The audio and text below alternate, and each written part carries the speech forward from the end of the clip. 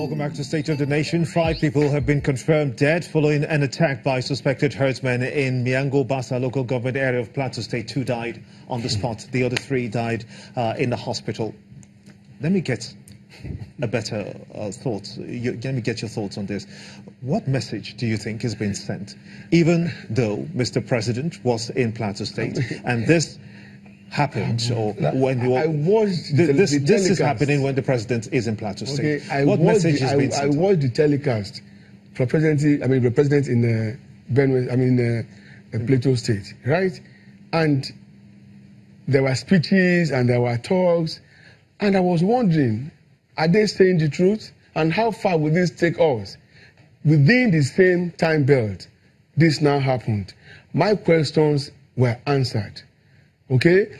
To that extent, they are saying, the herdsmen are saying that they are above the laws of the land. They are invisible and they will do whatever they want to do, anywhere they want to do, and at any time they want to. What will have expected that with the president being in Plateau State, security will have been raised to another level, making it unattractive for anybody with criminal intents to want to operate. But no, they still went ahead, had successful outing. This is what we have also. Just before I come to you, Mr. Ario, you have always advocated that the herders should be disarmed. What are the steps to take in ensuring that that is achieved? Well, I'm not going to give that for free. Let me tell you, I read the circular by the IG asking them to disarm. And if my history is not going to fail me, in all the places in the world where people were ordered to disarm and they disarmed, okay, it led to far more terrible situation. In Cambodia, in Nicaragua, and in Kigali, it happened. Okay? If you're not saying disarming, who is disarming for who? The herdsmen are far more well armed, more than the natives, who only have ragtag gangs aimed at warding off attacks and helping them to have a modicum of peace in their communities. So it's not their own problem. The problem is more on the side of the herdsmen. And why is it that despite their continuous attack in different places in Nigeria, not one has been convicted? And there has not been, we're not able to gather enough intelligence to connect all the dots and have a reasonable strategy that will put an end to this. You were here in Lagos when Badu was reigning in the Ikorodu area. Okay? The governor got to work with security agencies, and today, Badu is a thing of the past. Who said the same cannot be done with the herdsmen?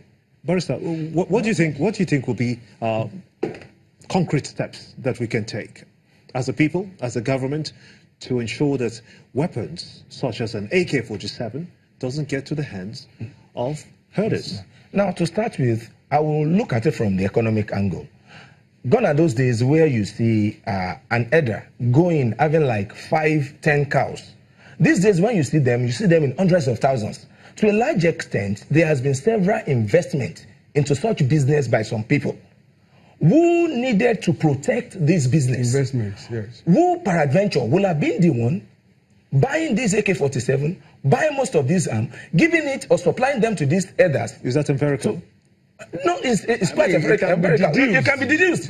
Because you ask yourself that most of these people using them, where are they getting it from? And when you look at the volume, given the nation's population, and people who are actually eating meat, like on daily basis, and some people have actually seen it. These are people who might actually be political office holder and people in, high authorities. And when they look at most of these things, the only thing they could do is, you have to protect this investment. You have to protect this business. So the only thing for them to do is for them to get most of these things. So by the time you are talking about disarming, if you want to disarm, you could disarm those people that you know their houses. You know where they are living. For example, most of these farmers that we are mentioning, you know their houses, you know their wives, their children, but others, they are aloof. You wouldn't know where they are currently residing. One of those statements made by the governor is that there were several people coming from neighboring countries. And this falls on the federal government, who are supposed to give us more technical and strategic formations that will be able to nip most of these things in the bud. And look at most of these arms. How are they importing most of these arms that are being used by these leaders? Do you know? I do not know. You and I should know. Do you know, Mr. I can help you. I can help you. so much of arms got onto the street when Libya was destroyed.